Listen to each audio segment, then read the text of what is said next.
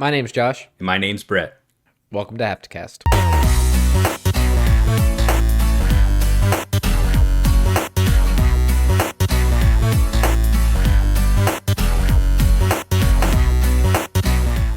What's up, everybody? Welcome to Hapticast, episode number 24. My name is Josh Toll, and I'm joined by my good friend, Brett Roberts. What's going on? What's going on? There's a lot going on. There's a lot going on. In the gaming world, there's a lot going on this week. As we both know, and everybody knows, and the entire world knows. So, yeah. The next gen console's launched. It's here. The future is here. Welcome to the future. We got them, and we're going to talk about them today on this episode. That's accurate. Of Hapticast. So, that's right. So this entire episode, human beings watching this, is going to be dedicated to next-gen consoles and next-gen games, okay? So we're going to be doing some quick comparisons of the UI and the user experience of both consoles and some features that we like about both the Xbox Series consoles and also PlayStation 5. We're going to be doing a comparison between this gen as far as launch games goes compared to last gen as far as their launch games go.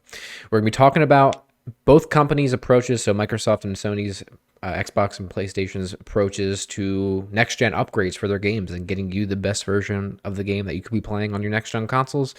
And then rounding out our main topics with just some tips and tricks about PlayStation and kind of a little guide and tutorial, if you will, for new PlayStation owners. Some stuff that we think is important. And then, of course, rounding out the very bottom of the show with our Indie Intel segment that we always do. That's so, right. Brett, with that being said, what do you got for me, Brett? I know we're going to be talking about games a lot, and specifically the next-gen games that we've been playing. But before we get into that, what else you got going on? Anything? I've just been working, doing my thing, working on some stuff for the channel, some surprises and stuff. We talked about it last week a little bit, the Game Awards stream. More info to come. Besides that, I've just been watching a little bit of stuff on our Plex server. I've been watching Devilman Crybaby. Ooh, did you finish it again yet? I am on episode 4. So damn.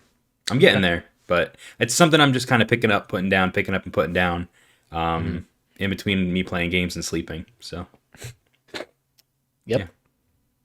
Sounds about right. That's really all I've been doing. Doing stuff around the house. Talking to you. That's it. Yeah. What about you? Well, besides games, which again we're gonna get into in a second, that's really it. I mean, I'm still rewatching the Halloween franchise. I watched Halloween 5. Yeah, No. That's what I figured. No, it's nope. What a damn shame. It's the first Halloween movie where I was like, wow, this is fucking utter shit. Ooh. It's really bad. It's really bad and very hard to watch. I don't recommend watching it at all. And then besides that, I'm still reading Dune. Occasionally, I'm trying to read a little bit every night. But it's hard when I'm dank and, When you're up till 3 a.m. playing video games. Yeah. And I'm trying to read a very dense novel. And I'm like, I read 3 words and I'm like, I believe it. And we talked about last week how Dune is very interesting. yeah, it's basically written in a different language. Yeah. So. Which, speaking of, I'm still little by little, I was off of it for a little while because for those of you that don't know, we were going to Japan, obviously, and then, COVID-19 fucking swept the world, took the world by storm, if you will. That's right. And we had to push our trip to next year, and I started learning Japanese for our trip, and then when we officially canceled the trip, I was like, I'll get back to it later. So I started again the last couple of weeks, just doing a little bit through that, app that I've been teaching myself. Yeah. Bad idea to take a break, dude. Oh, now you forget it all? I don't forget. I remember how to say things and what things mean. Dude, I can't read it for shit. All the characters I memorized, they all look the same now. Oh, that's I'm like, bad. what the fuck is all of this? That sucks. Yeah. So I'll have to start trying to learn a little bit too. Yeah, I mean, I don't need to know the entire language. I'm just trying to get enough to be able to vaguely communicate when I'm there and not Yeah, seem like a total douchebag. I was gonna say like the main things I would want to learn in Japanese are like ways to thank people and be like kind in Japanese because I don't want to be like a foreigner douchebag. So like I Right. would want to just learn how to say like thank you so much. I really appreciate it. You know, stuff like that. You know. Yeah, yeah. I mean, arigato is just the normal Yeah, yeah. thank you. Um, the longer form of it is oh my god, I just forgot it. See, Domo arigato katachimasu or something like that. Shit like that. arigato gozaimasu. It's like Gozaimasu. thank you very much. Nice to meet you is like, um, dude. See, Yeah. it's gonna take me a minute to recall all of it, so Yeah. I would just want to be can't have really that polite. happen. That's all. Yeah, yeah, absolutely. And I don't want to. I know a lot of people in Japan speak English, especially in Tokyo, where we'll be for a chunk of time. But I don't want to be that douchebag American that's like, yeah, you fucking speak English or what, dude? You know? Expect them in their country to speak our language. Right. Because the when I went to France, this was back in high school, dude, I made that mistake. Well, first of all, I don't think the French people are quite as polite and kind as Japanese people are. And I made the mistake of being in like a shop and asking them in French, "Do you speak English?" And they literally just stared at me and they were like, "No." It's God damn. like, all right, my bad. Yeah. My bad. And you were like a kid too. Yeah. But I don't want to be that person, you Exactly. know? So anyway, but that's it. Okay. Besides games. Well, let's So talk about the games let us talk about the games, Brett. What games do you want to start with? chronologically. So we'll start with what came Okay. out first. So with the Xbox. What were you playing on your Series X at launch? Yeah.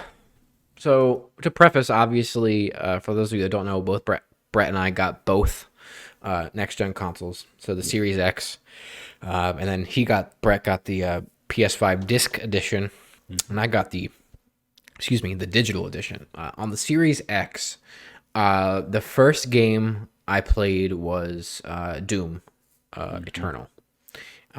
Did not play it, even though I bought it, which now is a big mistake since it's on Game Pass. Doom Eternal is on Game Pass now, so I was playing that. That game fucking slaps, dude. I It mean, does. just it knows exactly what it is, and it's nothing more or less than exactly what it is. Exactly. I picked that And one that, up too. yeah, That was the one game I played on the Series X.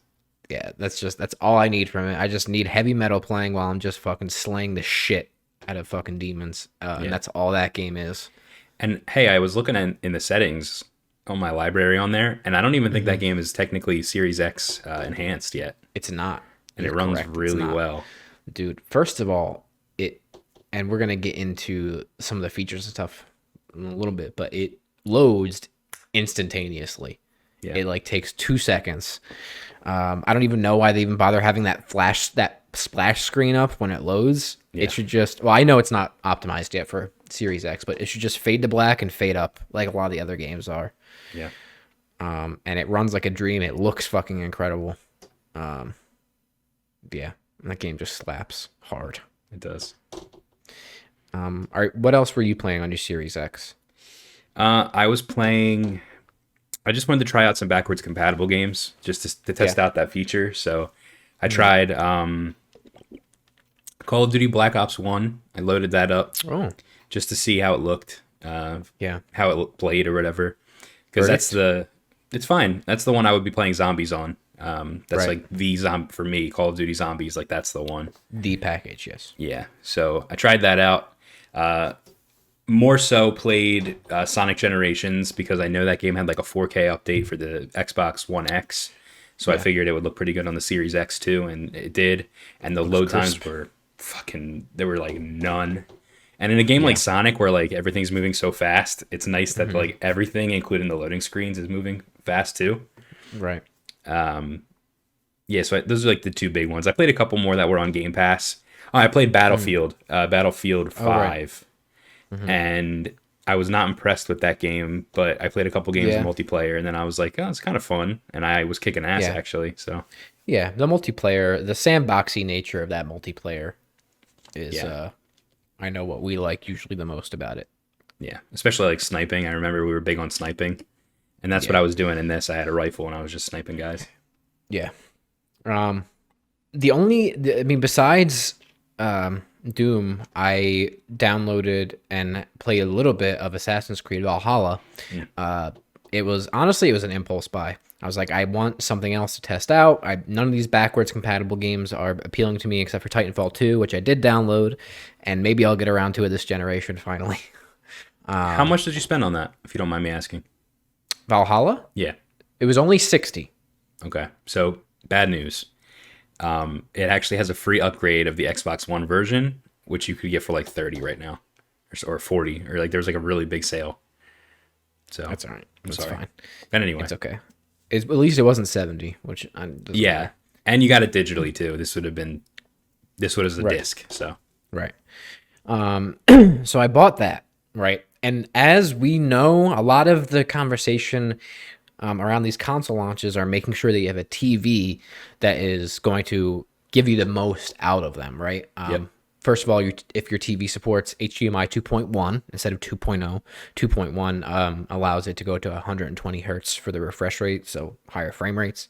My main TV does support 2.0, 2.1 and 120 hertz, but only at 1080p. And then, I mean, it's a 4K TV, but for 120 hertz, for some reason, it's only 1080. And then, of course, the other big conversation is VRR, right? Variable refresh rate, which is essentially VSync for televisions. and I know there were some issues with Assassin's Creed and the VRR, right? Yeah, so I got into Assassin's Creed, and by the way, it looks fucking gorgeous, and it runs well, except there is so much screen tearing.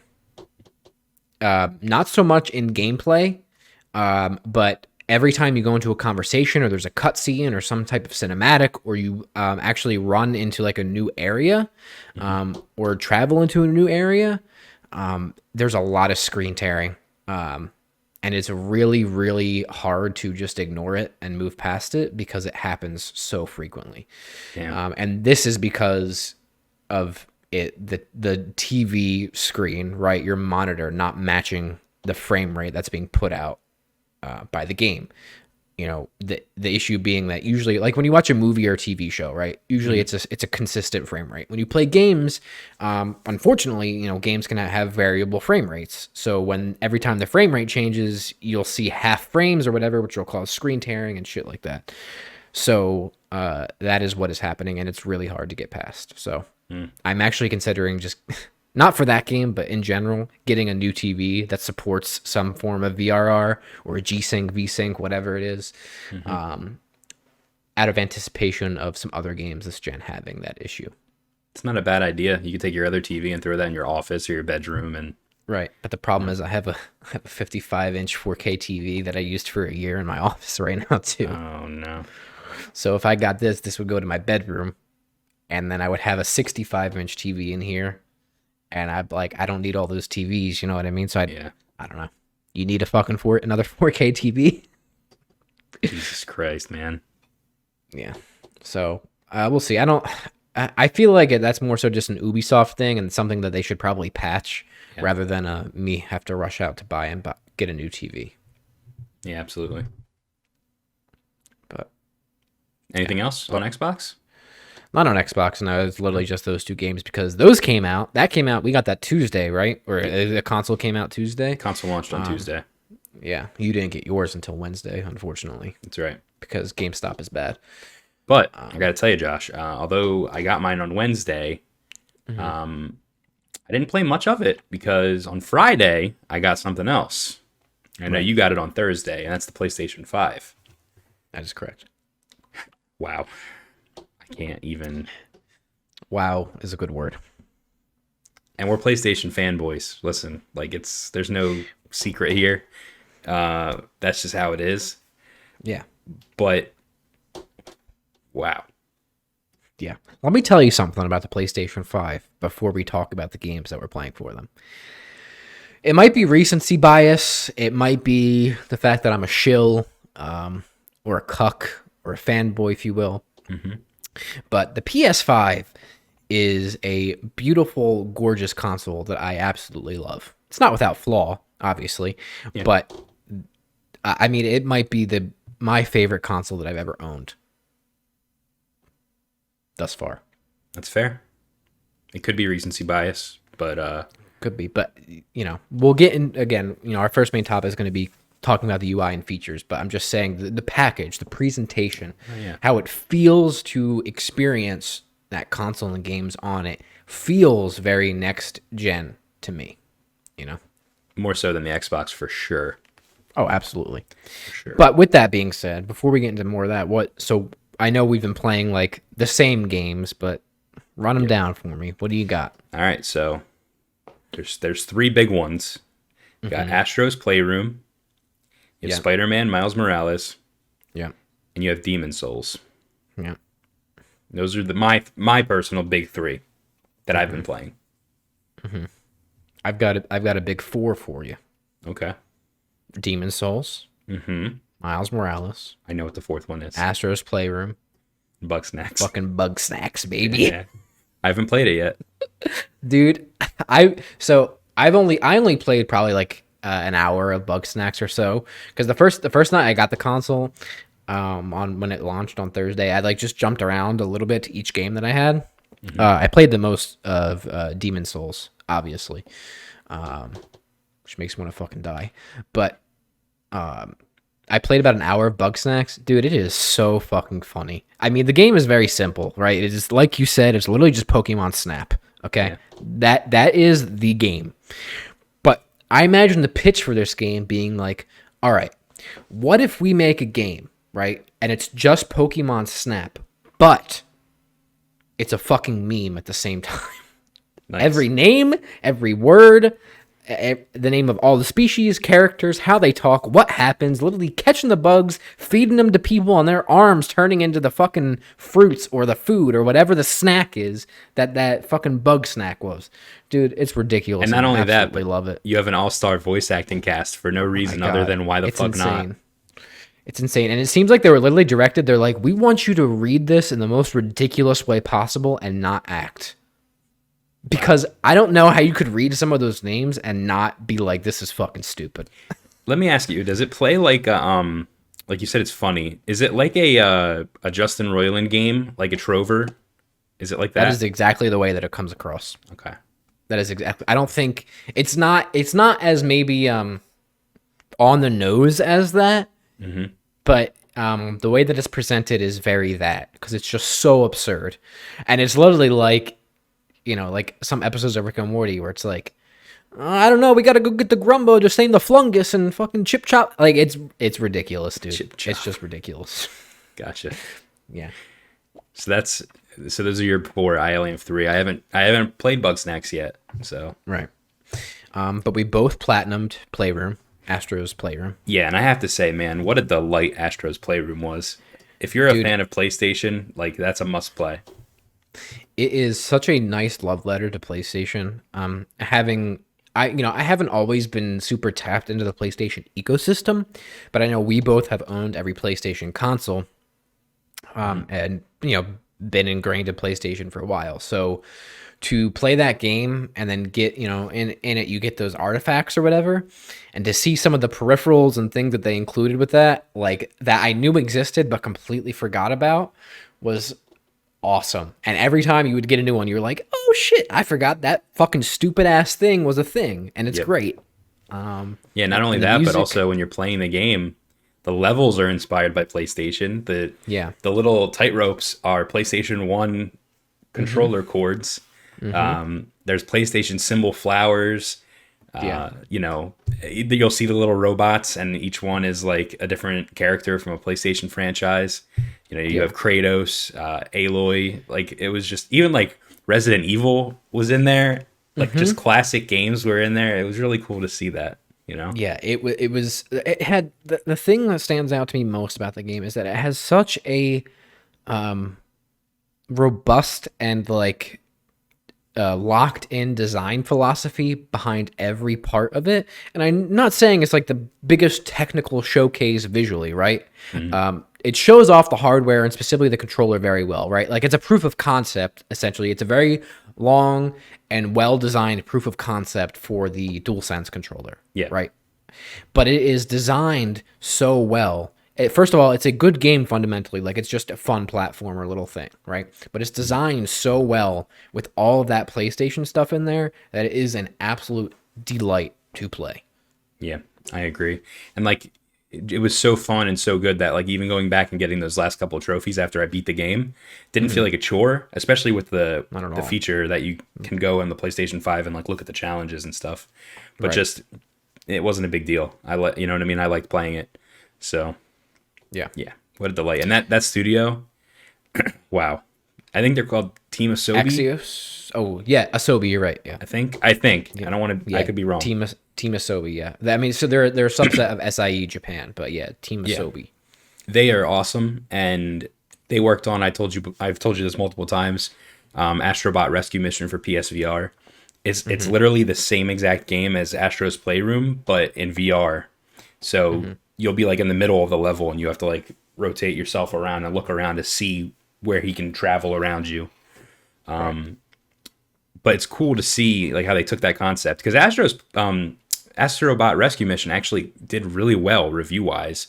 It was like the killer app for PSVR. People compared it to the Super Mario 64 of the VR.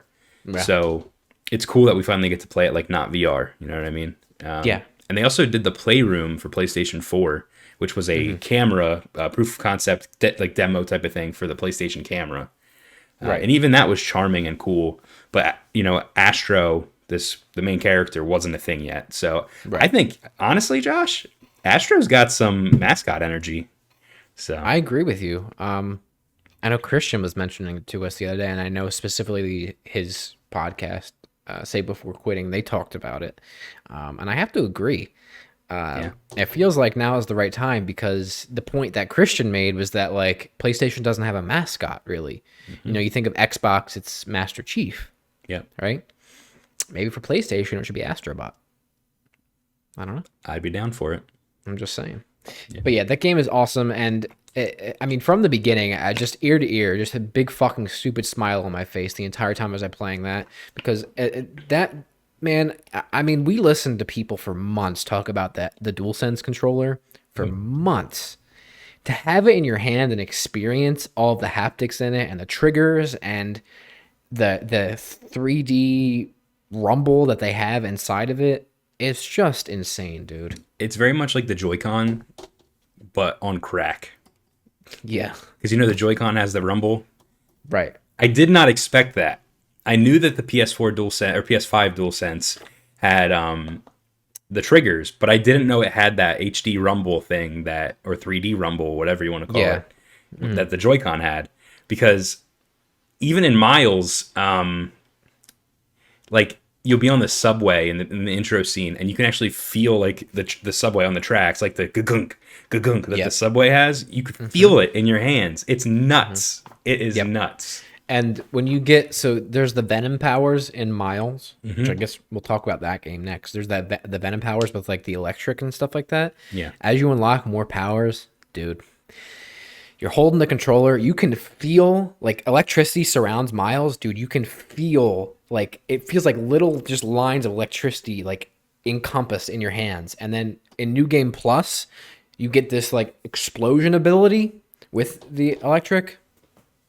Dude, forget about it. It's the coolest fucking vibration I felt in my entire life. It's insane. And we listen to people talk about it for so long, but to actually feel it is a whole fucking different experience. I mean, it is literally insane. Yeah. I felt that way with the whole console too. We've seen pictures of it online. You know what I mean? We've heard people talk about it. But when I unboxed it, I was actually like, holy shit, I actually have this thing. And the controller too, like, holy shit, you know? Yeah. So with Miles, I know you haven't played a ton of it yet, right? But I actually just beat it last night, and I'm almost platinumed it. I literally only have to beat the game left as my last trophy on New Game Plus. That is. Gotcha. So it's a very good game. How does it rank up with Spider-Man for PS4? I mean, I don't think it's definitely not as fleshed out as that. It feels slightly less repetitive than that game because I think they did some really interesting side quest designs, and they took away some of the cumbersomeness of some of those side activities, like doing the crimes and things like that, with that app in the game that you have. So you can go back, or you could see, like, specifically for like those crimes, you could like see all the bonus objectives that you did. You can actually just press it in the app and re-have that objective. You know, like just That's spawn. helpful actually, because one of the last trophies I need for the original Spider-Man was like do a specific one, and I feel like that would combat that. Right. But if you remember in the original Spider-Man game for PS4, if halfway through the game it switches over, so it locks you out of certain crimes that you missed, and you have to play the game again to go back to those. That's not the case with Miles. So they took away some of the cumbersomeness of some of those extra activities, and getting those upgrade tokens and things like that are important. So that was helpful that they did that. And I just want to clarify, I don't think so, but you don't feel that Miles, it feels more like an expansion. Does this feel like its own game? Oh, absolutely. Yeah. There's no doubt about that. It is a full-fledged game. It's not as long. I think the actual main campaign is only 9-10 hours, if that. But there's a ton of side stuff to do, but the story content that is there is really has a lot of depth. And the characters have a lot of depth, and they do, first of all, it's acted brilliantly for every character. The character models themselves are extremely impressive graphically. I agree. And the facial animation specifically, we talked about Ghost of Tsushima a lot, kind of breaking some boundaries with facial animation stuff. This game does an incredible job. Specifically, it's going to sound weird, but there's a lot of very minute animations with nostrils and noses when people talk or get angry or things like that I couldn't help. I kept noticing it while I was watching it because there'd be like little nostril flares or whatever. Dude, at one point, Finn rubs her hand across Miles' shoulder. You can see the indents of her fingers on the fabric on his shirt. Like, there's some really, really incredible, very detailed animations that help kind of bring everything to life. But I don't feel like it's just like a DLC at all. That's good. And it definitely sets up the next installment, which obviously from the outset of this game, we know that this next game is going to be Peter and Miles together doing their thing. They are the Spider-Men. And it has me excited to be invested kind of in this little, PlayStation Spider-Verse, if you will. Very cool. Next up is Demon Souls. What'd you think of that? I think I'm further than you in that, whereas you're further in Miles than I am. Dude, I was just playing it again before we started recording. The game makes me so sad, dude. The game makes me so sad and angry. I mean, I play it for like 30 minutes. I feel defeated. I feel so defeated. I'm sorry. And the caveat is I normally listen. I've never been great at Souls games at all. And it's not typically my type of game, even though I enjoy the setup of it. But we usually play them in co-op, right? Yeah. At least some of the harder levels, and we've always played them in co-op, which to me is the experience I like with those games a lot, right? Because then you're not just getting fucked by yourself; you're getting fucked by your friends and helping them try to not get fucked. Yeah. But playing it solo is a very, very lonely experience. Yeah. They're lonely games. And defeating. And, as you know, I continue to have those internet issues, so I can't matchmake at all. Yep. So I'm flying solo and getting defeated solo. So I'm sorry, buddy. But I mean, it looks beautiful, runs really well. It's a great game, and I just need to get good. So yeah, I think it looks beautiful. I think it runs beautiful. I think first of all, I'm just so happy it exists, and the fact that it's a launch title is fucking crazy. Nuts. Yeah.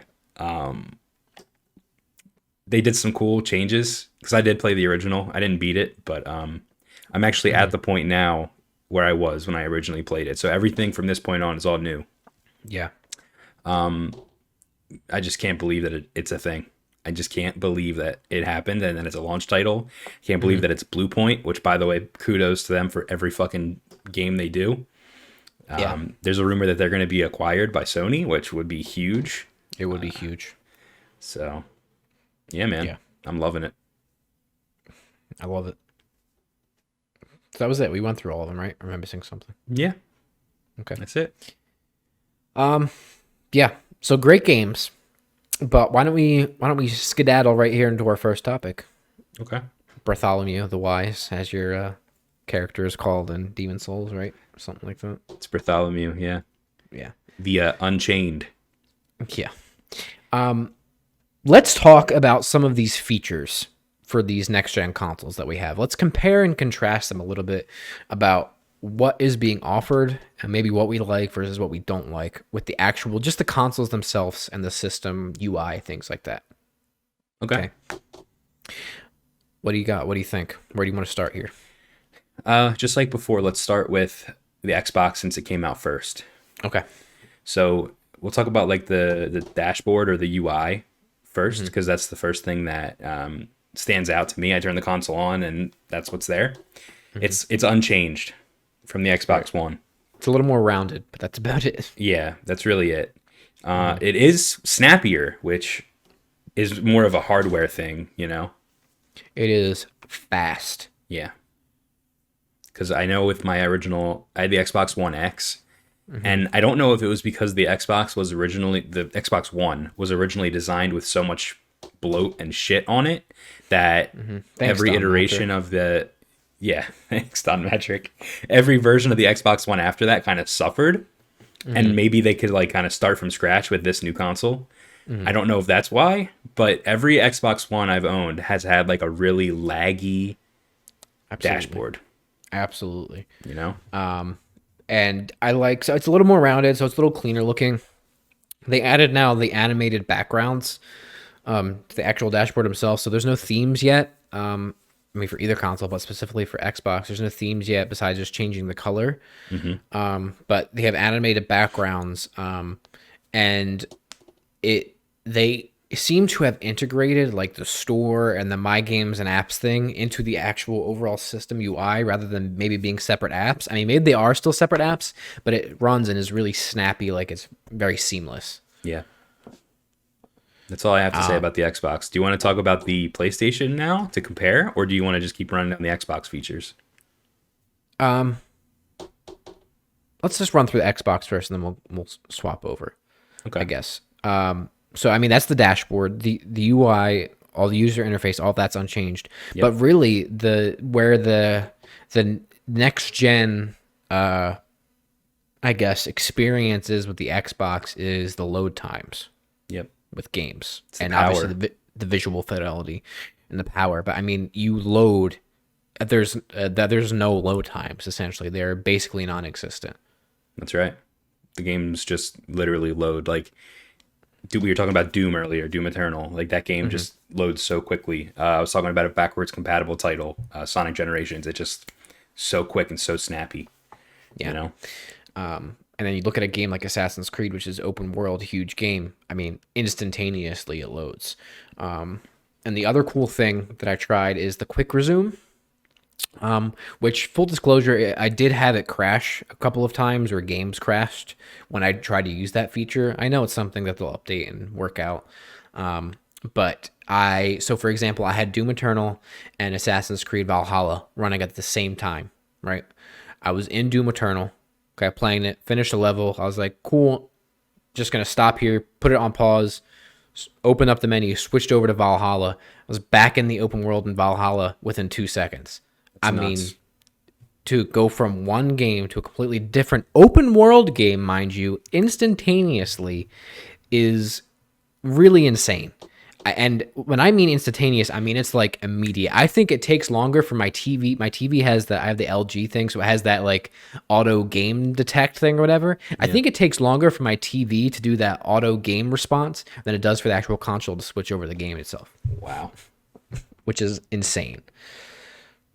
So that's crazy. But I mean, that's really it for Xbox though, as far as like the features and things like that. It's not, listen, it's an Xbox. There's no real changes to the user experience besides speed and visual fidelity. And that's it. Yeah, so the why controller got one little update. That's it. the D-pad. Yeah, the controller feels nice. It has the new D-pad on it, which I do like. It's Yep. it's quick and crisp.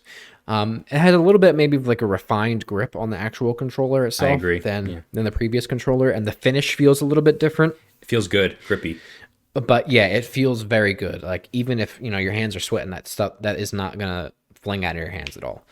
It's good. And then so I mentioned it in the unboxing that I did, but I'm curious to get your thoughts. To me, it feels like the controller is just a tiny bit smaller. Like it feels just a little bit smaller in my hands. Like my hands fit around it a little bit more. Do you feel the same way, or am I just insane? Do you think? I didn't play it enough to notice a difference, but I'll have to check that out. I still have my Xbox One. Okay. You compare it and look at. I feel like the triggers might be a little bit different too, just the way that they're formed. Check that out and let me know because I'm actually curious. Okay. Because maybe I'm just insane, but Well, it's possible. all right. So let's get into the meat and potatoes of this next gen stuff, and that's the PlayStation 5. Yep. Okay. Let's start with the. How about just the boot up and the dashboard like we did for Xbox? What are your thoughts? It's a completely new dashboard.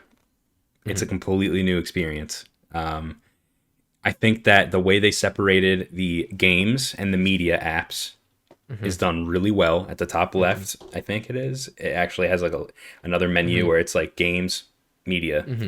And I think that's nice because it doesn't clutter your screen with all these stupid entertainment apps that you're never going to use. Right. So that's nice. It keeps it clean. I'm still getting used to what is the thing that pops up from the bottom called on PlayStation? Do you know what that's called? The tray? I don't know. That thing, I'm still getting used to it. Same. It seems like that's almost like, on the PlayStation 4 when you hold the PlayStation button down and the little menu pops up from the side and it has all those things. It's that, right? Right. Just a little bit different. Yeah. Yeah. I do like the cards. I didn't think I was going to like the cards. The things that are on that menu, the cards is little squares or rectangles. I do like those, and you and I both talked about how useful they were in Astros Playroom, getting all the challenges completed. Yeah. Being able to just click play or resume, or I forget what the button said, but you could literally just jump right to that spot in the game. It would literally like fast travel you there. And then it has a little tip. I know you said yours weren't working, but there's a little video that plays, and it shows you exactly how to finish the level, or the challenge.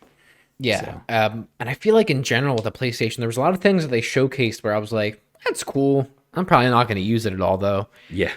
And then you get into doing it and you're like, all right, let me try it out. And you're like, oh shit, this is actually like really useful and very cool. But I also, going back to the dashboard for a second, I love that they integrated the store into the actual dashboard itself. Oh, into the OS, it's so nice. Yeah, because similar to how the Xbox OS was slow, the PlayStation 4 OS was abysmal sometimes when it was loading. Things wouldn't show up. You'd have to launch the store. It takes like fucking forever to load. I mean, even going to like your settings and things like that took forever on the PlayStation 4.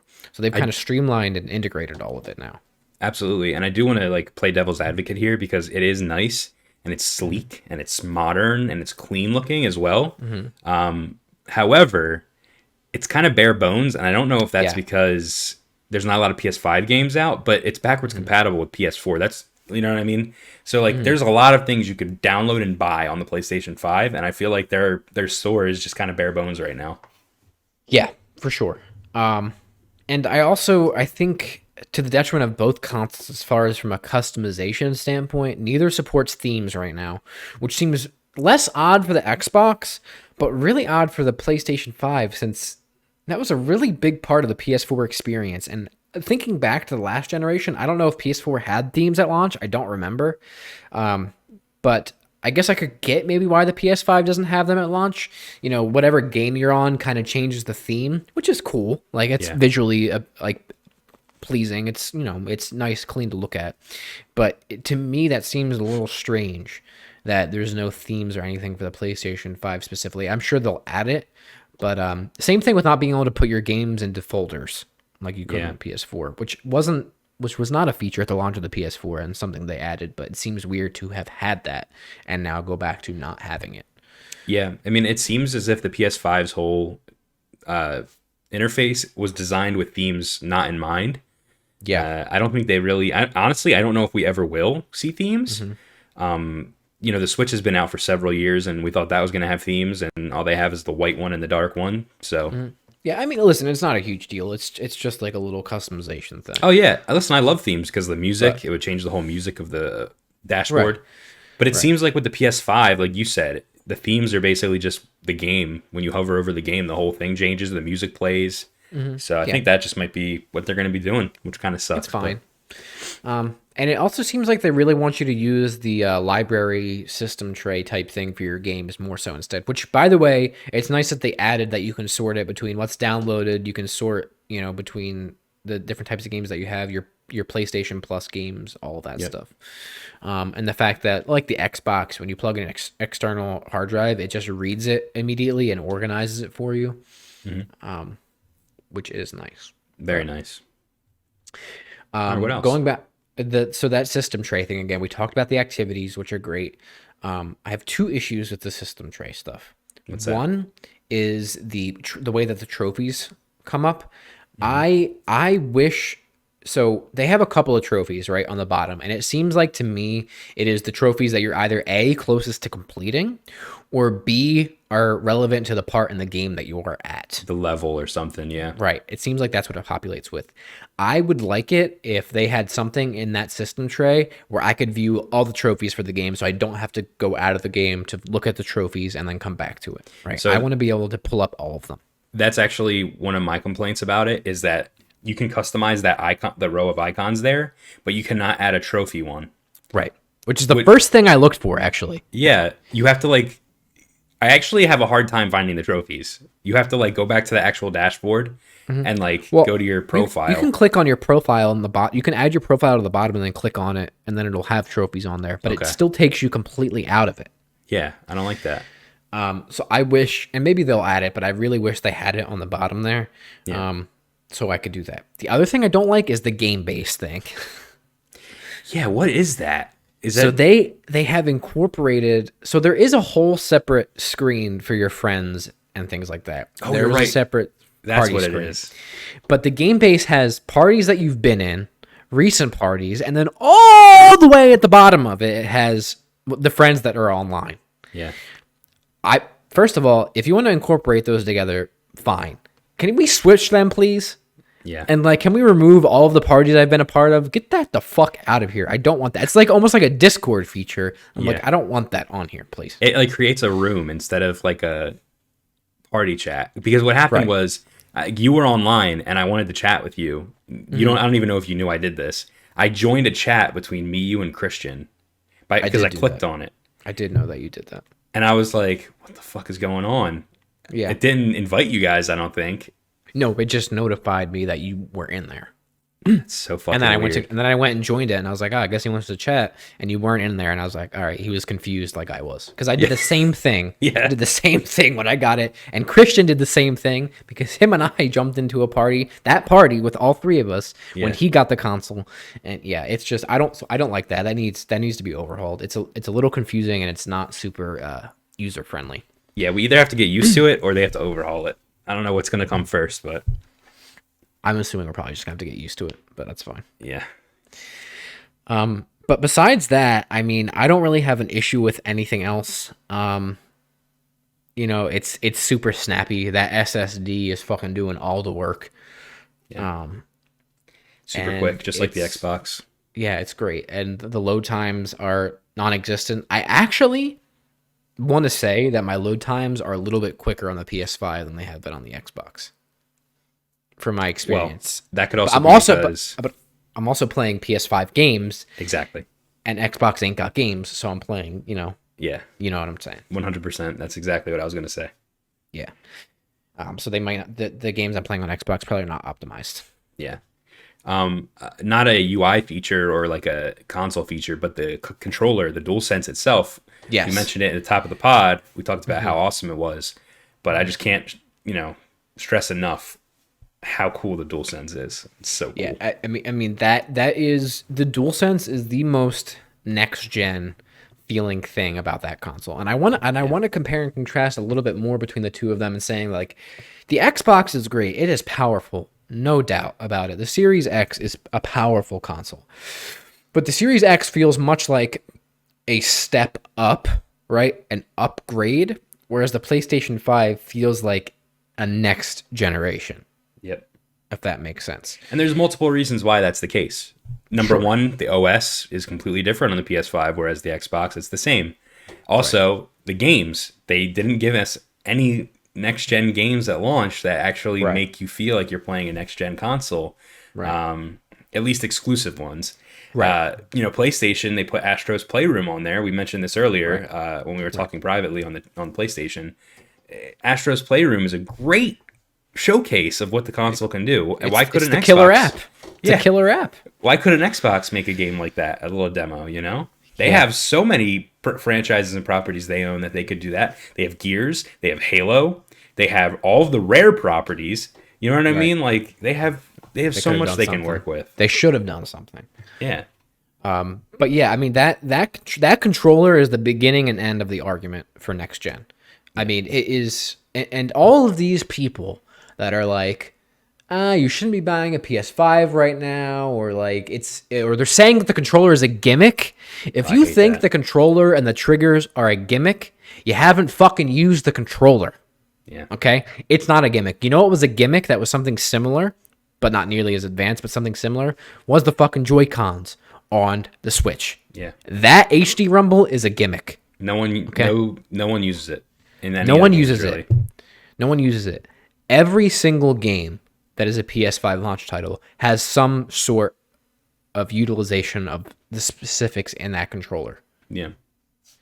I mean, Astros Playroom is... You want an argument for why developers should use the controller? That's it. Yeah. Okay. Spider-Man, you feel the subway, the electricity, the fucking adaptive triggers with the web slinging and feeling that tension. And then when you let go as Spider-Man, you feel the trigger release. Yep. It is something that eventually we will come to not think about. We will just expect. And then when we don't have it, we'll realize that it's not there. Exactly. And this reminds me of when Xbox One launched with the vibration triggers. I forget what they were called. Right. You know, which are great and I loved, especially for shooters. Exactly. This is that, but on crack. It actually feels like there's motors inside the triggers that you'll try to push them down and it'll stop you, and you actually have to push a little bit harder. You know. Yeah. The first time where I was like, oh shit, with the triggers specifically, I mean, Astros Playroom, you jump in, you feel his little feet dinking on the metal, and you could feel that in the controller, which is so cool. Yeah. But that first, like one of those first levels in Astros Playroom is when you have the spring thing, the bouncy thing, the frog suit or whatever it is. Yeah. Dude, I pushed those in with the springs and I was like, holy shit. Yep. Like that is fucking nuts. And the first time I tried to press it down, I was like, why isn't it pressing down? I was like, oh, I'm not putting enough pressure on this trigger. That's why it's not pressing down. It's nuts. It's fucking nuts. So there's two for me that I thought were pretty crazy. So my first experience in Astros Playroom with the triggers was actually the rocket one where you have to like hold both triggers down. Oh, yeah. I didn't do that one till last. I held them in a little bit, and like the rocket, like you could see it like starting to go, but to actually launch, you have to like push it down. Mm-hmm. I thought that was really cool. And then the part where you're in the monkey suit. Yes. They didn't use this very much, but oh, I know what you're talking about. Yeah, there were certain rocks where if you held onto it, it would break. So you have to like very gently push it down, and like then you would be able to like hold onto the rock. Dude, it took me way longer than I'd like to admit to realiase that. I was like, why does it keep fucking breaking? And I was like, oh. You got to be gentle. After like 20 minutes, I was like, I have to just touch it really lightly. Yeah, it was really cool. That was like a oh shit moment, you know? Yeah. I just really hope developers, and again, like the launch titles, I think Demon Souls is probably the worst at it, but there's some interesting vibration stuff that they do. Well, hold on. I want to say something. When that game was reviewed, people were saying like, oh, you can actually feel the different types of surfaces your sword hits. And like, I don't fucking get that at all. No. That's bullshit. I feel like that game, first of all, they might update it, for more controller support stuff. Cause I know there was a great Digital Foundry interview with those devs, and they're like, there was a lot of stuff that we wanted to do with like the new hardware, but we had to scrap to deliver the game at launch. So it seems like obviously they didn't have a choice. Yeah, but whoever said that shit, you can feel the monster's flesh. You can feel the brick wall. No, you can't. No, you can't. So I think that game does the controller a disservice, Yeah. if you will. But stuff like Astros Playroom, fucking even Bug Snacks, and Spider-Man. I mean, as long as there is buy-in from devs, and I think it'll probably obviously be more so from first-party devs, which makes sense. As long as there's buy-ins from devs, I am so excited to play games with that controller. Yeah, me too. I'm excited to play games like fucking Rocket League and fucking Apex, which we know it's not going to be that different, but Right. you know what I mean? Like, I'm just excited to play it with that. Yeah. And I want to play a first-person shooter. Yeah. With those. Which Call of Duty is out, and it does have features with it, but we just haven't played it yet. I don't want to buy that game right now. Yeah. I really don't. It's on sale. Yeah. But speaking of games, Brett, unless you have anything else UI feature-wise. No. Okay. So why don't we move into talking a little bit about just comparing and contrasting this, like these next-gen consoles, right? Yeah. With the previous gen stuff. Because something that you and I have talked about and that we've talked about on the pod is, and we talked about, I think last week was one of our topics, is the difference and the stark difference between launch titles for consoles this generation or this next generation versus last generation, right? We look at last gen, you think Xbox had the more launch titles, right? Yeah. In general, which PlayStation did have some, but it was a little bit more bare bones. Whereas you look at this generation, I mean, PlayStation almost has too many launch titles. Yep. Compared to Xbox having none that are first party or exclusive. Sad. It is sad. So where do you want to start at with this? Well, let's start with last gen, right? So for PlayStation, we had Killzone. Killzone Shadowfall, correct. We had which apparently is getting a 4K PS5 60 FPS update, by the way. Interesting. Yeah. We had for PlayStation Plus, we had Resogun. Killer App also has a PS5 upgrade, by the way. Very good. Contrast, which is very weak, not a great game. Yeah. No. Knack? Was that a launch? That was a launch, yep. Yeah, Knack. What else? Am I forgetting one? Those were pretty much the big ones. Yeah. And you said, those are the big ones. Okay. Yeah. But even then though, you played Killzone Shadowfall, right? I did, yeah. And it was fine. It was, yeah. I think for me, first of all, it was a bad entryway into, the Killzone franchise because that's the weakest one. Yeah, and that's weird because it's just fine. They're like launching a generation and a console with like a game that's like the fourth one, you know? I don't know. Yeah, it was fine. It wasn't bad. It wasn't great. It was fine. And you played Knack. I didn't play either of these. I did play Knack a little bit. I didn't love Knack. But, when the PS4 launched, it felt like a struggle to kind of find the games. The game that I played the most when the PS4 launched was Resogun. Yeah, me too. That game was fucking nuts. And Call of Duty Ghosts, I think. Launch title. And Battlefield 4. But we're not talking about... We're talking about exclusives here, so...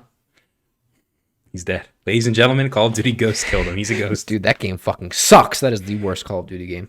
Yeah, I spent a lot of money on that for next gen. Yeah, sad. But Resogun specifically, I remember us talking a lot about the particle effects in that game. Yeah. Were the big thing.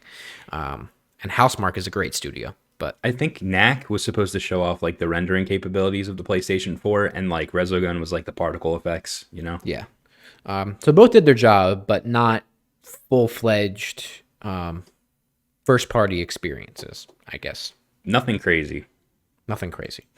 Whereas if you compare it to Xbox One, right, their launch stuff, first of all, the original Xbox One launched with the Kinect, if you remember that. Wow. I did not remember that. Kill me. Yeah. So there was some gimmicky Kinect stuff that they obviously eventually scrapped once Donnie Matrick left. Yeah. Which, by the way, I mean, fuck you, Don Matrick. You're terrible. Anyway. What were some of the ones? I know Rise, Son of Rome, which ended up being shit. Wait, was The Order 1886 a PS4 launch game or no? It was supposed to be and then ended up not being, right? Yeah. Something like that? Yeah. Anyway, sorry. It was an afterthought. So was Watch Dogs, but that's third party. Yeah, so they had Rise, Son of Rome. You have a list? I don't remember all of them. Dead Rising 3. I could try. Yeah, Rise, Son of Rome, and Dead Rising 3 were the two big ones. Rise specifically for the graphical fidelity, and then Dead Rising was like gameplay wise and just spawning, rendering. I mean, neither of them were zombies and stuff. like great games when you look back. But at least they were like, Dead Rising was pretty Forza big. 5. That was a with, big one. Xbox, which was big, yeah. Yeah, that's a big one. Yeah. Dead Rising's huge. Like that was a nice one. You know what I mean? Mm-hmm. That's like the third entry and like a really popular. And it was like not a reboot. It was like a different story. It didn't have Frank West in it. It was a standalone thing, right? Yeah. So the contrast there is that those were three really large titles for the Xbox One that all accomplished very different things for the console, right? Yep. Which now we look to the Series X. Yeah, nothing. There's no launch games. Not a single one. Xbox took all of their eggs and put it in the Halo Infinite basket, and it failed. And not only that, but they also put all their eggs in the, acquisition of studios basket, which kind of is good for the long run, but it's going to hurt them now. Right. So they're like we talked about last week. Their selling point for the Series X is Game Pass. Yep. Right. This ecosystem, which is great and I love. But this last generation, Xbox was not able to compete with PlayStation as far as first party exclusives. Even the ones that Xbox did release, in my opinion, were pretty shit compared to previous iterations of them, including both Gears. I did not like Gears 4 or 5. Okay. To be honest with you, they are weak. Gears 4 is definitely fine. Gears 5, didn't like it. Compared to, also Halo 4 and 5. Wow. Crackdown. You have all of these iterations of big IPs for them that kind of just fizzled out, that are not great, in my opinion. And you can definitely still feel that. And I know, this generation is going to be different. When Xbox starts hitting these first party stuff, it's going to be a fucking great time to be a gamer and playing these exclusives on both platforms. And I cannot wait until it's like week after week after week after week. We get a PlayStation exclusive. A couple weeks later, there's an Xbox exclusive. Then we have a big like Cyberpunk type. Like it's going to be great. Yep. But Xbox is lagging at the beginning. Okay. Compared to PlayStation. Yeah. And it certainly shows that they're lagging because of PlayStation's launch lineup. Yeah, which we have gone through at the top of the pod, but I mean, Bug Snacks, Godfall, we just talked about it, I'm forgetting. Miles, Demon Souls, and the Astros Playroom, which is weird to think about it as like a top tier launch title, but it is, even though it comes with every console. I don't care. I would have paid $70 for that game. I didn't know that Godfall was an exclusive, but you're right. It is. It's a third party game, and that's made by Gearbox, aka Child Rape Studios. But listen, I won't get into it much. But Randy Pitchford can suck my asshole. That's all I'm saying. So wait, Godfall, is it always going to be PlayStation exclusive, or is it like that? I'm unsure of. I don't know if it's timed, but to me, it seems like right now, like it's just a PlayStation exclusive. But anyway, what a lineup you have there, You have something for everyone. You have a little bit of this, a little bit of that. Right. A very diverse slate of games that appeal to very different audiences that show off very different strengths of the console. Yeah. And you have games like Godfall, which I forgot about until after the console launched. And I was like, oh, shit, that's right. There's this game Godfall, right? Which they showed. That was like really the PlayStation 5's first announced game. Launch title, and was supposed to be like a showcase for it. And I know it hasn't been reviewed that well, which is not surprising because Gearbox fucking sucks. But it's just, that's why I'm saying like there's almost too many launch games for the PlayStation, because you have some of these huge other games that are just flying under the radar. That's right. But there's something for everybody, which is nice. I agree. Continuing with games, Brett. Something that we've experienced ourselves and that are getting a lot of criticism online or praise, depending on the ecosystem that you're involved in, is the upgrades of cross-platform or previous gen games to the new systems. That's right. Some you have to pay for, some are free. Right. We've talked about it on the pod before, but it's PlayStation specifically a little confusing. A little confusing for individual games. You have a big thing going on now where people are like buying or downloading the wrong version of Call of Duty on their PS5. They're downloading the PS4 version, but because you have to click on like the little ellipses next to the game and go to the game page and then download the right version. Yeah, some people are buying the PS5 version and playing the PS4 version because I think if you buy next gen, you get the last gen version for free. So Right. It's a mess. It is a mess. And then take me through some of just the difficulties that you had with stuff. I forget specifically, but when you first got the console and you're looking at your games, you were having a hard time with some things. Yeah, a lot of my games were locked in my library, and I did a license restore in my settings, and that didn't quite fix everything. Certain games like Nidhogg, Watch Dogs 1 specifically are the two that I was like, I know I got those. I know I bought those. Or they were free with PlayStation Plus. So yeah, I didn't quite understand that. You would click on the game, it would say, it would take you to it's in my library, and I would click on the game, and it would take me to the store and show me a price. And I'm like, how's there a price if it's in my library? And then on top of that, I downloaded Dead by Daylight because they said they had like a free PS5 update. Right. And I was like, oh cool, I'll try that out because my biggest gripe with Dead by Daylight was how shitty it ran on consoles. So I downloaded it, and then it turned out I downloaded the PS4 version, and I had to click the little ellipses next to the game name, hit PS5 version, and then a download button appeared. And then I had both versions of the game on my console at once. I had to delete the PS4 version. It was a mess. So yeah. And then you compare that to Xbox, where they built this infrastructure software back in, whatever you want to call it, so Xbox Smart Delivery, where if the game has the ability, right, to have an upgraded version or have a Xbox Series version versus an Xbox One version, right, whatever platform you are playing on, it will automatically download and run the optimized version for the system that you're on. So if you're on the Xbox Series X, you don't have to worry that you're playing the Xbox One version of the game. If you're on Xbox One, you don't have to worry that your console is not going to be able to support the Series version of the game. Yeah. So they have built this infrastructure, and I believe that developers have to opt in to the Smart Delivery to make it free. Yeah. Right? But it's not going to be an issue if you go to the store on your Series X and download, let's say, Assassin's Creed Valhalla, right? It's going to give you the correct version because of the Smart Delivery feature. That's right. And it's a lot more convenient. You avoid all of the shit that happened with me. But the list is quite small. They're going to have to get some devs that opt in. But it's definitely a cool feature. And it almost feels gimmicky and markety. Like, this game supports Smart Delivery. It's really not like they're doing... I guess they are doing something. Like you said, it's hard to... Is it a feature? Is it an infrastructure? Is it... You know what I mean? What is it? Essentially, it's just saying, hey, this game's going to run at the version that it's supposed to run, you know? Right.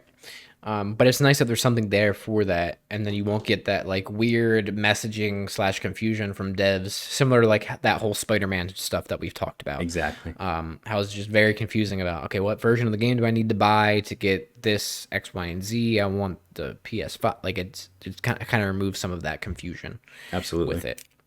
And I know it's at launch. You know, there's always going to be hiccups and issues, but I think that's something that PlayStation really should address and figure out, because it's very confusing and it's annoying people, ourselves included. That's right. Absolutely. Okay. Speaking of PlayStation, continuing with that, Britt, unless you have anything else that you would like to add to the previous discussion, but I feel like we said everything. That's it. We wanted to make a little video for the people at home, you, who just bought a PlayStation 5, who maybe have not been involved in the ecosystem of PlayStation. We wanted to give you some tips, tricks, hints, guides, tidbits, nuggets for you to navigate your new console. That's right. So where do you want to start, Brett? So I made a little list here. Let's run down the list. So Let's do it. For those that are new to the PlayStation ecosystem, you might be seeing a lot of advertisements for PlayStation Plus.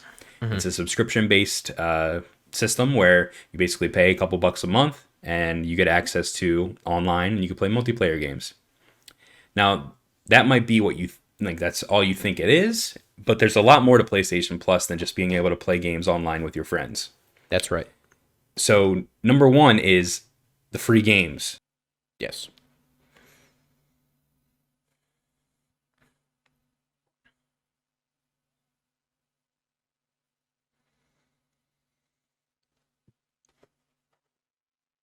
Right.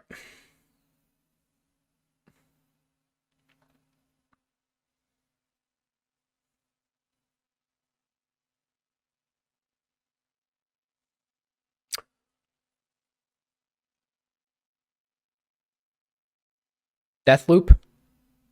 No.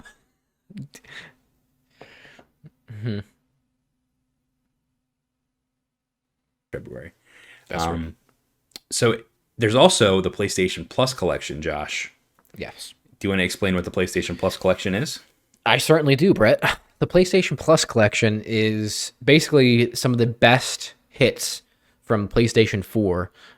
First party, mostly. There are some other ones on there. That you can basically just go into a store page, right? It's called the PlayStation Plus collection. So on your PS5 dashboard, either in the store or in your library, there's a PlayStation Plus section. And you basically just go in there and there's something called the PlayStation Plus collection. And you can just claim all of the best games from the last generation. So, Last of Us is in there, God of War, things like that. You just go in and claim them, and then you can download them and play them like a PlayStation Plus game. Okay, so something to keep in mind with your PlayStation Plus games and the PlayStation collection games is that, first of all, make sure that you claim them. You don't need to download them right away, but make sure that you claim them so they're linked to your account. And as long as you have an active PlayStation Plus membership, you will have access to those games. Okay. That's right. And you only have that month to claim those games. So Correct.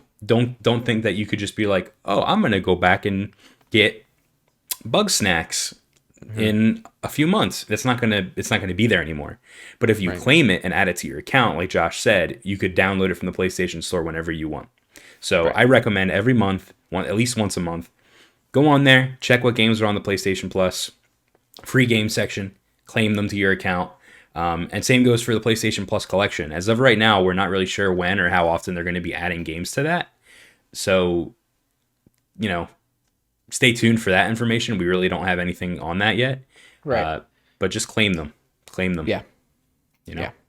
And then continuing with the PlayStation Plus features, Brett, you want to talk about the online save backups that I know we probably have both used already since getting the console? Yeah.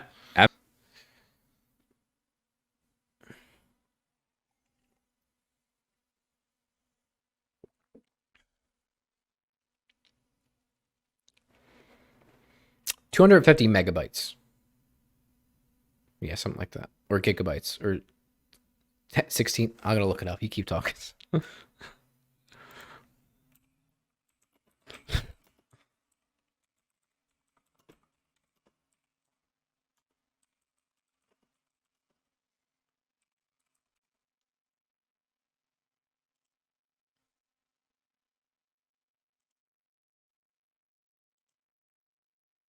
Need to revert to an old save, you could just check and make sure you have a save on the cloud, download that to your console, you're good to go. Anything, Josh? So it looks like it's up to 100 gigabytes of save data. That sounds wrong. No, I think that's correct. Is it really 100 gigabytes? Yeah, I had several Damn. tens of gigabytes. Yeah. It's a lot of storage. Yeah, and it's free. So it's pretty awesome. Anyway, it's great. I know you and I have both used it already. Yeah. uploaded, when I was closing out my PS4, I uploaded everything that was on there.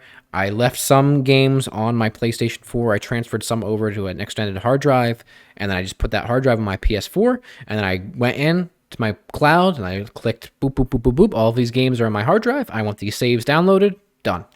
Yeah. And as I mentioned, if there's ever a time where a game crashes or you get stuck in a game in a spot where it's glitched, it's a good opportunity. You could go into your online saves, download them from the cloud, and maybe you'll have one that goes back a little bit further, so you can save yourself from that glitch. Yeah. Just make sure you have automatic uploads on, because you can turn that off.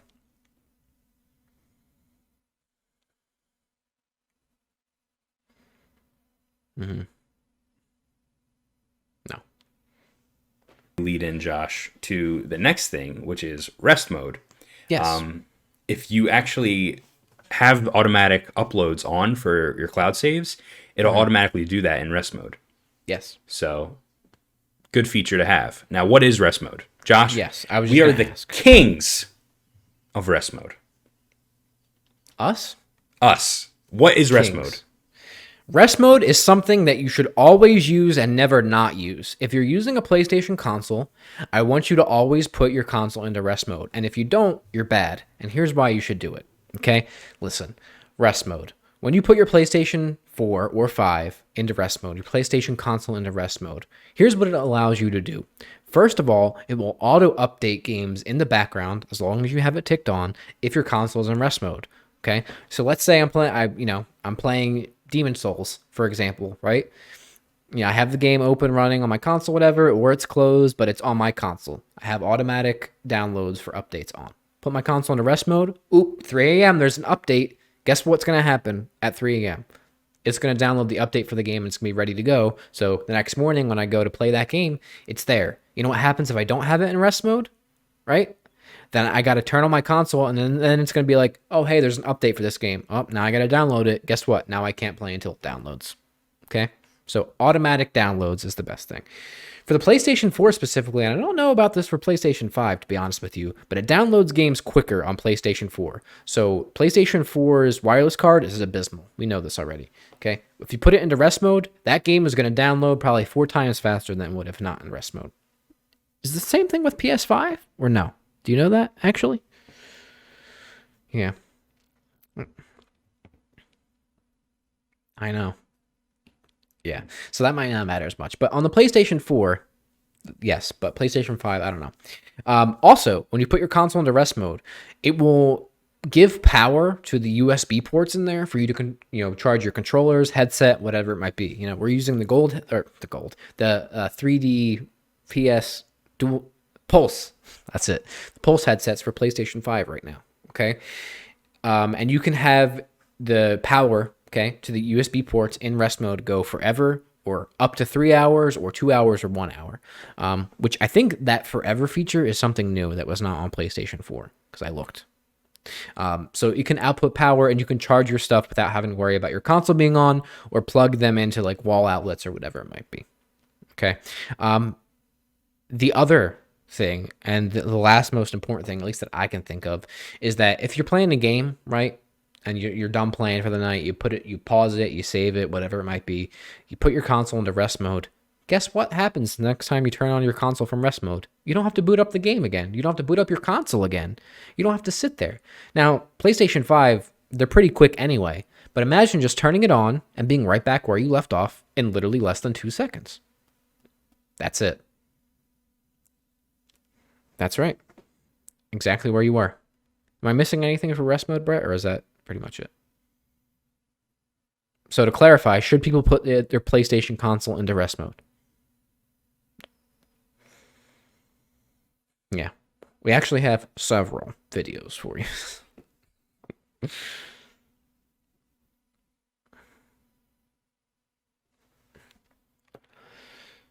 Mm-hmm.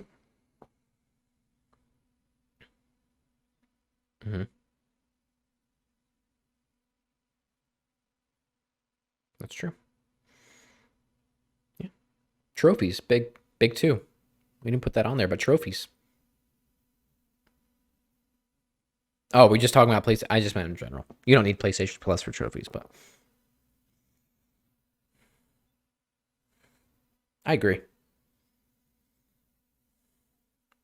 Right.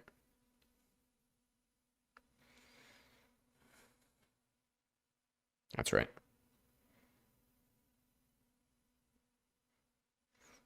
I'm about to get my 14th one. Yeah, Miles is going to be my 14th one. But anyway, yeah. So that's it for PlayStation tips. Welcome.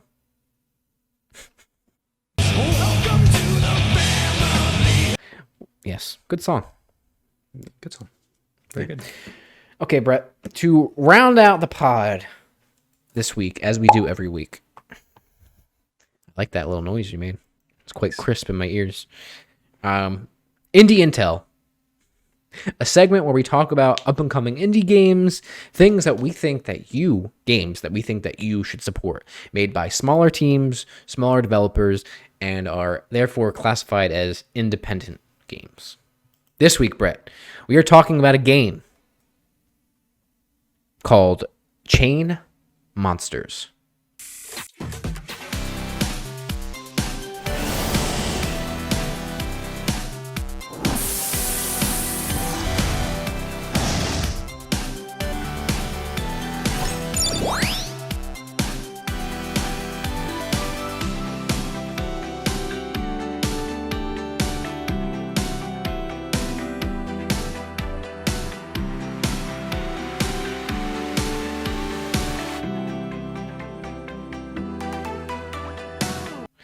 Chainmonsters is a massive multiplayer online RPG where you catch, battle, trade, explore, and combine different types of monsters to counter your opponents.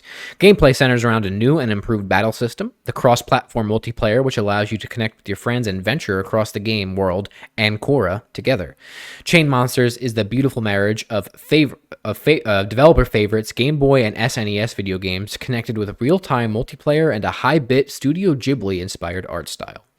Taking inspiration from classic monster-catching RPGs, such as Pokemon, we have added unique twists and mechanics that improve the genre experience, and thanks to Flow blockchain integration, make you progress Chainmons, items, and inventory fully available on blockchain. I don't know what the blockchain is, but cool. Blockchain is what Bitcoin runs off of. It's similar technology. It's just a type of technology. It's not Bitcoin. It's the technology that runs Bitcoin. I'm not getting into blockchain right now. It's going to hurt my head. Okay. Fair enough. So, wow, this game looks cool. Okay. Yeah. So this is basically Pokemon, like old Game Boy Pokemon mixed with Temtem. Yeah. And for those that don't know, Temtem is a Pokemon clone where you could play online with friends. It's massively multiplayer online. It's an MMO. You see other people walking around. You know, me and Josh could link up together and walk around together and have double battles together too, which is a cool, unique feature. But this is that, but in a Game Boy Advance art style. Right. Which, you know, a lot of my Pokemon days were on the Game Boy Advance and the Nintendo DS. So I really like it. And the Studio Ghibli stuff, like, we've seen a couple of games with that art style, like Ni no Kuni. Yeah. But we've never seen it done in like a sprite style, Right. you know? Right. Yeah. So that's kind of cool too. Yeah. No, listen, I think it works really well. It just mashes up a lot of things that tick a lot of boxes for us. Yeah. Absolutely. And yeah, it looks really cool. So important to note, there is a demo available now, which, you know, we'll put links in the descriptions. They are trying to launch on all platforms. There's a closed alpha coming soon if it didn't already start, which I don't believe it actually did. They're shooting for 2021. Now, to be honest, this game is like over 1,000% funded already. So they had the fuck funded out of it. They asked for like almost $12,000, and they're almost up to $120,000. Jesus Christ. Which is fucking nuts. Just sitting around 600 backers right now. Now, by the time this video goes out, the campaign is probably going to be done. Okay. But we're still going to link the Kickstarter campaign. We still want you to check out the product, add it to your wish list on Steam, download the demo on Steam, follow it, because this game looks pretty fucking slick. Yeah. a few more things I could add. I did see when I was looking at the page that they are doing. They're kind of like catering to like a hardcore Pokemon fan base, not so much the kid fan base that Right. Nintendo seems to constantly focus on. And they have features like Nuzlocking, which is a game, basically a hardcore game mode where if your creature dies, you have to remove it from your party and continue on. Now, that's not an officially supported feature in Pokemon, but a lot of fan, ROM hacks and stuff like that will have Nuzlocking in it. And on top of that, I saw that there's a very big focus on competitive battling in this game. So I know a lot of people will be pretty excited about that because competitive Pokemon is very popular. Yeah, absolutely. Yeah. So I mean, this is pretty sweet. It's catering to the right fans. You know what I mean? They're going after a niche that Nintendo refuses to acknowledge and Game Freak. And it's the dream Pokemon game, the online with your friends Pokemon game that everyone wants, you know? Right. So yeah, check it out. So, Chainmonsters coming probably 2021. Check it out. Links in the description.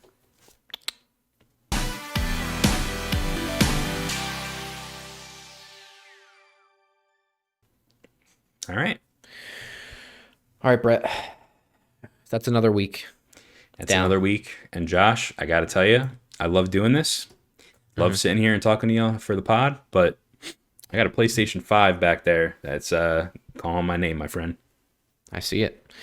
I have one that's calling my name too, but unfortunately I feel like a cuck because Demon Souls is calling my name, and I feel like I'm just logging into my console to just be fucked in the ass. Yeah, I think I'm going to look up a guide before I start playing because I am stuck. I have such a disdain for using guides when I play video games because I want to do it myself. It's almost mandatory. I know, dude. I want to do it myself. But you know what? Sometimes it's okay. It's okay to not be okay, and it's okay to get help. That's right. Yeah. I agree. So thank you everybody for checking out our podcast. Make sure you like, comment, subscribe, do all those things. Our socials are in the descriptions. We do discussion videos every week, which is the pod broken down into small topics. And then obviously the full pod where there's some extra stuff in there. Like this. Like this.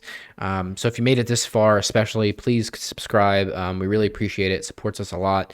Like we said at the top of the pod, we're going to have some stuff about the Game Awards coming out where we're going to be doing a live stream. It's a special kind of Game Awards ourself episode version of Hapticast coming to you around the Game Awards time. Okay. Anything to add, Brett, before we wrap up? Just that I want to suck all you off.